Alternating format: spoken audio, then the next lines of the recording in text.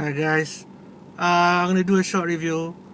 This time is about the Last Man Standing, which is the triumphant return of Arnold Schwarzenegger. Last Man Standing is about Arnold Schwarzenegger plays a sheriff, and there is a villain uh, who will pass his town, and he has to stop the villain. Very simple, kan? Do I like the movie? No. Is it a bad movie? I rate this movie from 1 to 5. I rate this movie about 2.5. Why? This is not like the other Schwarzenegger movie, which is his trademark movies are always over the top. This movie is quite simple. Simple for kids lah. I think it's the level is simple for kids lah, because people get Arnold Schwarzenegger and his gang of sheriff and police officers really get away with a lot of things lah. It's not real at all, so it's quite doesn't make any sense.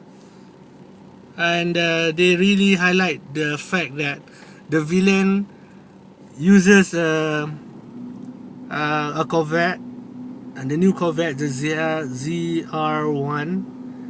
And let me tell you something about if you're a kid, you will love this movie because you really don't think, oh, it's a cool car and Arnold Schwarzenegger is in it. Yeah, but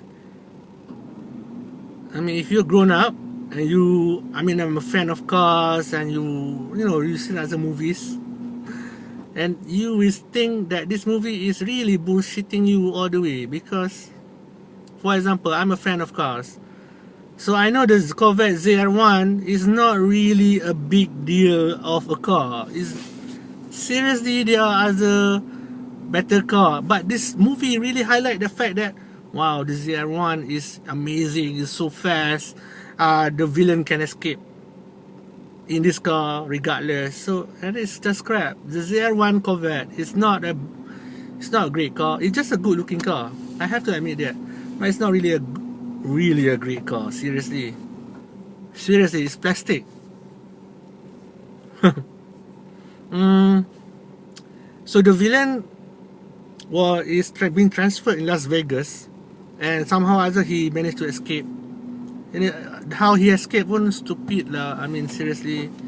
And so the premise was he gonna escape from Las Vegas to Arnold Schwarzenegger punya town, which is near Texas. Texas border, really just across Mexico, right? Now, I've been to the States. Vegas to Texas or wherever the hell the movies. Vegas to Mexico. Okay, I've been to the Mexico border. Vegas to Mexican border is about 500 kilometers, 500 miles. It's quite far. And this movie is trying to sell you the point that nobody can stop this car on the highway all the 500 miles, all the 500 kilometers. It doesn't make any sense. How can you not stop a car 500 kilometers? You only take one old sheriff. Arnold Schwarzenegger is old in this movie, so this old guy can stop this villain. Whereas from Las Vegas, this is a high profile criminal that we're talking about. He's a drug lord or something, and they cannot trace the guy on the highway because the ZR1 Corvette is a highway car. It's not a normal four-wheel. You can't drive in any bad road condition. It's such a fragile car. I'm sorry, la Corvette. So it has to drive on as a very nice asphalt, and the highway there from Vegas to Mexico is really not that difficult to stop lah. But in this movie, somehow the 300 meters, 300 miles, 500 miles, nobody's managed to stop the car. They showed some sort of roadblock being done, But you know, there is somehow or other out of the blue a machine gun group or machine gun military just kill them all out of nowhere. You never see them again. They help the hero, the bad guy escape, and even the helicopter chasing the car did not manage to trace the car because it doesn't make any sense. Because the helicopter was chasing the car, right? And at night, the car switched off the light, and the helicopter just passed through, and then cannot trace the car again. Seriously, a police helicopter, a FBI helicopter always have, what do you call that? The night vision goggles too. They can find the car. It's a ZR1, for God's sake. It's not that fast. And then, okay, the goggles, right? And then, it's a helicopter. You can just brake. It's not a jet that you just pass by and you cannot do anything. You just hover, turn around, or just land on the strip or highway. Or if you're afraid of being shot, hover. So that part, if children watches it, then it's fine. Doesn't make any sense, but children, who cares? They don't know, so they will love it. But if you're an adult, you watch the movies before, you see that kind of scene, you say, oh, I've seen in 24, they did it much better. You saw in a lot of other TV shows, they did it much better. There are ways to stop a car, especially a ZR1. I'm so sorry, a ZR1 really doesn't blow my mind. It is the most normal car ever. Anyways, the car went off to, and then they went to this town where Schwarzenegger single-handedly stopped this Mexican drug lord with his team, made of a crazy guy, a drunk Iraqi vet, a girl. Yeah. I mean, seriously, it was such a shitty movie lah.